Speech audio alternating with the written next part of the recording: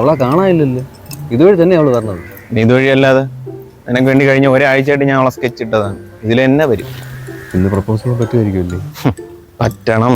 അതിനല്ലേ നമ്മളിവിടെ നിൽക്കുന്നത്. അവൾ ഒറ്റയ്ക്കാണ് പറഞ്ഞത്. അവൾ ഒറ്റയ്ക്ക് തന്നെ പറഞ്ഞ. കഴിഞ്ഞ ഒരാഴ്ചയായിട്ട് ഞാൻ അവളെ പിന്നാലെ ഉണ്ട്. എന്നും അമ്പലത്തിൽ പോകാൻ വേണ്ടി ഇതേ സമയത്ത് അവളിവിടെ വരും. ഞാൻ ഇതേ സ്ഥലത്ത് തന്നെയാണ് അവളെ നിന്ന് നോക്കിയിട്ടുള്ളത് കേട്ടാ. അതുകൊണ്ട് നീ ധൈര്യമായിട്ട് നില്ല, അവളിപ്പോൾ വരും. നീ റെഡിയാണല്ലേ? ചെറിയ ടെൻഷൻ ഉണ്ടോ? എന്തിന്?